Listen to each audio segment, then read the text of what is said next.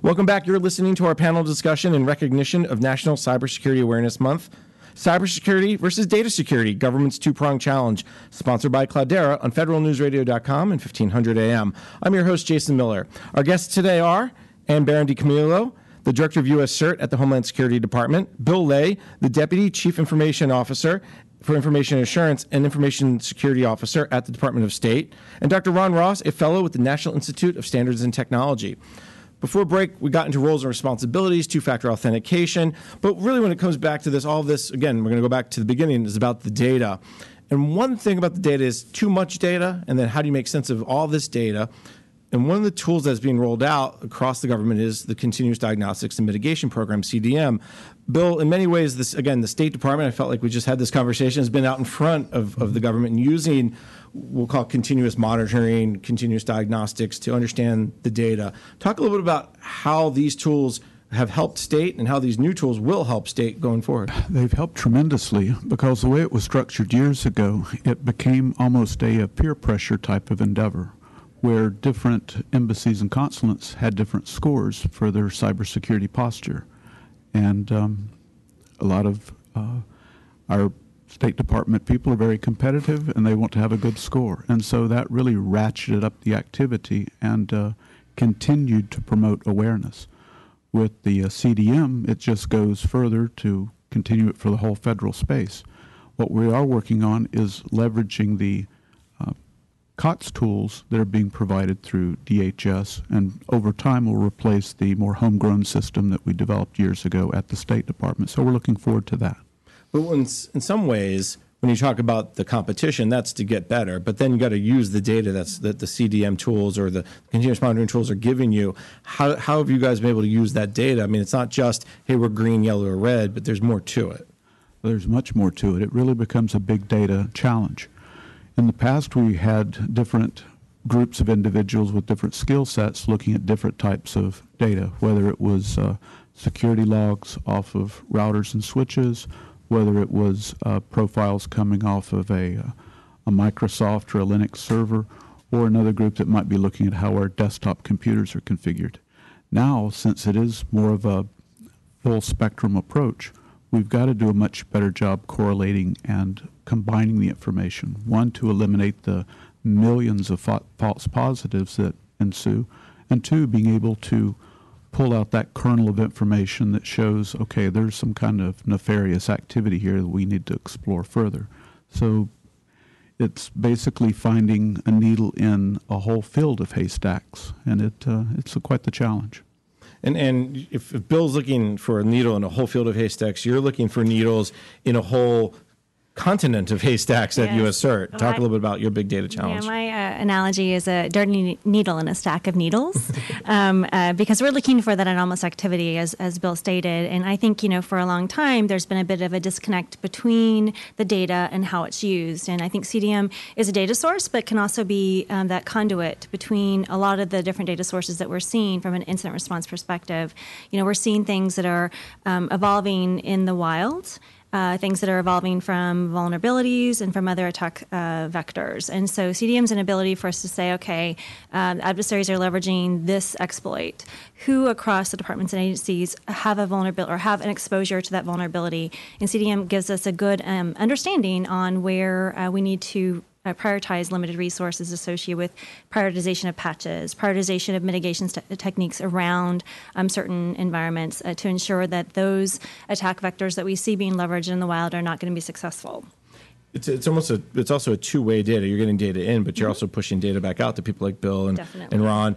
Is that data being pushed out different in terms of how it's progressing based on these tools? Well, I think it's more actionable data. So CDM helps provide what we like to say is the context behind the indicators of compromise. So not only are we saying we're seeing this attack surface happening, we're seeing this is the mechanism in which they're leveraging, but we're also saying here is the prioritization for addressing that, and then giving them that full picture. So, and they can then put the context within their own environment. They get a lot of reports every day, but they don't know which ones they need need to take action on. If you see right up front that it's part of my inventory because of CDM, and now I have this what's on my network, situational awareness, it helps you as a CIO or CISO to better prioritize based on the actionable data that we're reporting to them from all these different sources.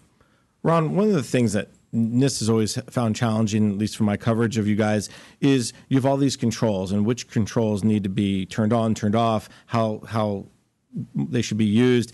And I think that's one of the issues that comes up with auditors as well. Well, you're not turning on all your controls. When you get data like this from US CERT, or when Bill gets data internally, does that help them make that decision of which controls, which, again, go back to the risk discussion, how much risk that they can accept?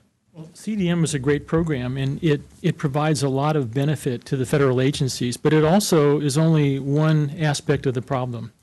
And I think one of the difficult things, we like to have solutions that are silver bullets or things we can put our hope in to get better. But as good as CDM is, and as Einstein, all the different technology tools are rolling out, fundamentally what we have, this is a science and engineering problem, a complexity problem.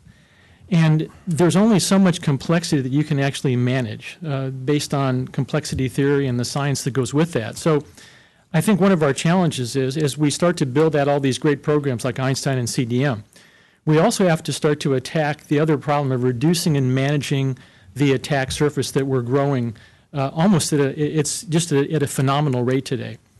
And I'm not sure that's a cultural issue as much as it is a technology issue.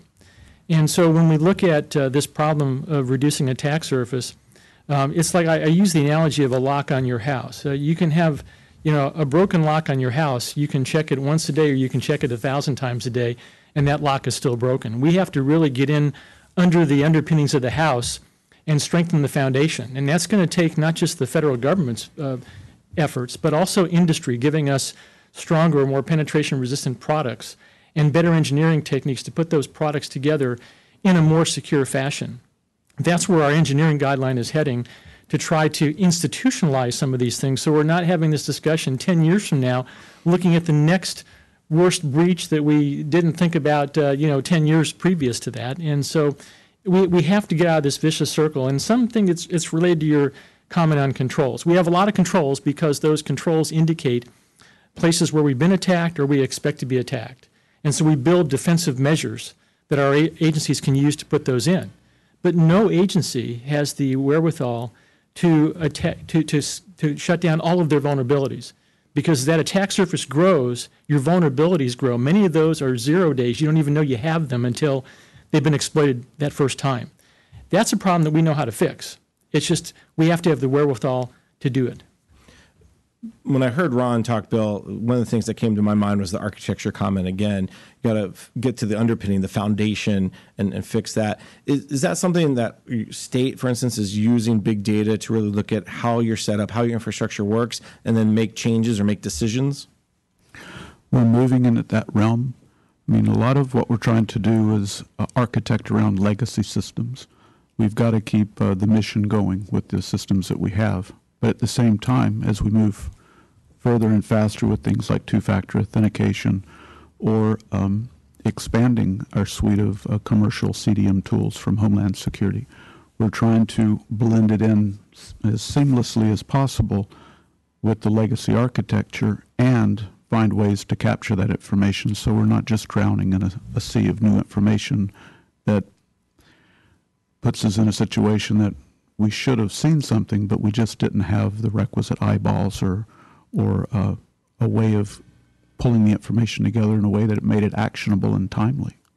And that's where the agency dashboard comes in. There's a government-wide dashboard coming in to play it, and that's where US CERT obviously can help, is to add those extra eyeballs to give alerts. Mm-hmm. From your change the risk score based on what we're seeing from the wild. I mean, that's an ability for us. Never in the past have we been able to say, this month's Patch Tuesday, you really need to prioritize this patch because of activity we're seeing from the exploit portion of it. So I think that's really exciting from a cybersecurity perspective. And I think the idea of being able to tell people, here's how you prioritize those patches, because I think one of the big complaints I hear in the private sector about the government is, well, they just don't do the basics. And I think being able to, well, there's so much basics to do. It's not just as simple as, okay, I'll turn this button on and I'm good to go. Is that prioritization piece is key, and that's coming from data and understanding what you have and where your vulnerabilities are. I think it is. We call, I guess, they're the blocking and tackling in the analogy of football that we've talked about for a long time. A lot of those goes back to the CDM program and the 5 controls that Ann talked about. But certainly doing inventories and patching and whitelisting and trying to address all the critical vulnerabilities in operating systems and applications, the kind of the big 5, that's critical. But even if you do all that perfectly, the fact that the attack surface gets bigger, there are lots and lots of vulnerabilities, many vulnerabilities that are not even on the radar of federal agencies. That's the soft underbelly the adversary goes after. And it isn't always a technical problem. It could be a people problem where that's the phishing attacks that you see a lot of. And so we have to think more and more like the adversary and attack the problem from all 3 of those vectors that we talked about earlier. One of the things that we've come back to again is attack surface, but also data and access to data. Is that something you guys are looking at from a perspective of, okay, does the State Department, for instance, focus more on the data or more on the access, who has access to the data, or some combination? It's got to be a combination. We're focused on 2 things right now. One, rolling out the 2-factor authentication. We're making great strides there. A second is to follow the lead of OMB, leveraging our high-value assets so that we really are determining what data sets we have out there that are crucial to the mission of the department. And if we can, how do we limit and segregate that data from everything else? We don't want to have just a hop, skip, and a jump from social media to, in our case, passport production. So how do we identify those critical assets, really put extra security controls around those? Well, we got to protect the entire infrastructure. Some areas just are going to warrant additional controls and extra scrutiny and attention. And Ann, you get the last word of the day. Give us a little bit of advice from USCERT's perspective based on what you heard Bill and Ron talk about. I guess piling on to what Dr. Ross said about the importance of these controls, I think I would really emphasize the top 5 controls being not only implemented but then monitored. I think CDM is a great capability to help monitor, implement and monitor 3 of those controls. But from an incident response perspective, we continue to see successful attacks because they're not implemented or then monitored. And so the importance of kind of what is old is new again, still focusing on the basics, the fundamentals, and ensuring that you are leveraging the very important controls that we've been putting emphasis on, and that's from a global perspective, not just the U.S. domestic market. Let's take a quick break. You're listening to the panel discussion, Cybersecurity versus Data Security, Government's Two-Pronged Challenge, sponsored by Cloudera, on federalnewsradio.com and 1500 AM.